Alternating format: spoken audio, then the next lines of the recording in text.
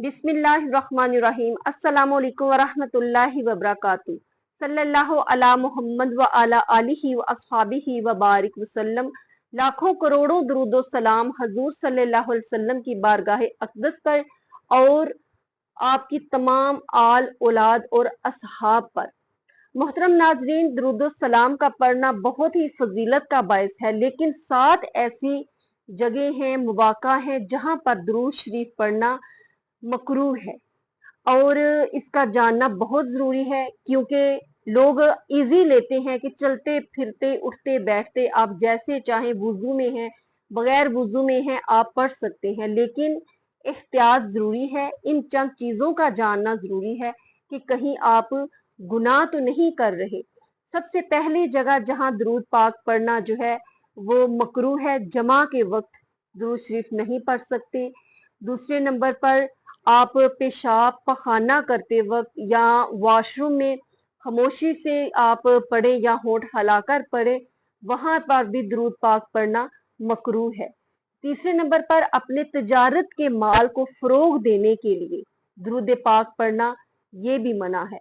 चौथे नंबर पर अगर कोई गिरने लगे, कोई बच्चा अक्सर देखें कि गिर रहा है, तो दुरूदो सलाम उस वक़्त पढ़ना भी मकरूह है। और पांचवें नंबर पर जब ज़िबा कोई जानवर करे तो उस वक़्त दुरूदो सलाम का पढ़ना भी मना है। और छठे नंबर पर छींक आए उस वक़्त भी दुरूद पाक का पढ़ना मना है। और सातवें नंबर पर किसी तौज्जुब, हैरानगी, सरप्राइज वाली कोई पोजीशन हो तो उस वक़्त भी दुरूद पाक पढ़ना मकरूह है। और 3 ऐसी जगह हैं जहां पर दुरूद पाक पढ़ना हराम है। ये तो मैंने 7 ऐसे मौक़ा बताए जहां पर पढ़ना मकरूह है। 3 ऐसी जगह हैं जहां पर आपका दुरूद पाक पढ़ना जो है वो हराम है। वो कौन सी है?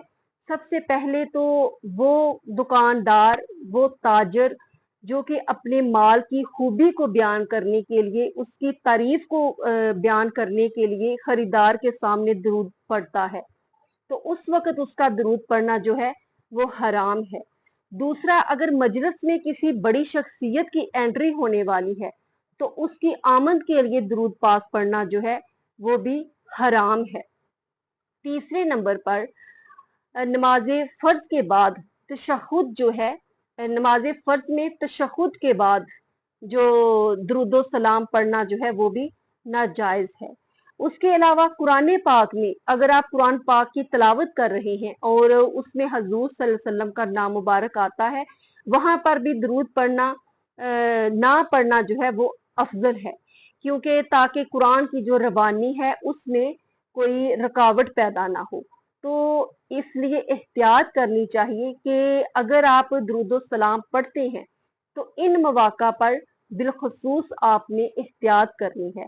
दूसरा, ये अक्सर सवाल पूछा जाता है कि लेट कर दुरूद पढ़ सकते हैं या नहीं। देखिए, दुरूदो सलाम का पढ़ना बहुत ही फजीलत का बायस है, इसलिए जो है वो आसानियां हैं कि आप वुजू करके पढ़े तो ज्यादा अफजल है। ज्यादा अगर आप हजूर सल्लल्लाहु अलैहि वसल्लम की मोहब्बत कुर्बत हासिल करना चाहते हैं तो फिर बेहतरीन और अफजल ये है कि आप बावुजू होकर किबला रू बैठकर बहुत यकसुई दिलजमी के साथ, मोहब्बत के साथ बारगाह रिसालत में दुरूद सलाम पेश करें। तो वैसे अगर आप बगैर वुजू के भी पढ़ते हैं, चलते फिरते पढ़ते हैं, लेट कर भी पढ़ते हैं तो वो भी जायज है, गुनाह नहीं है, नाजायज नहीं है।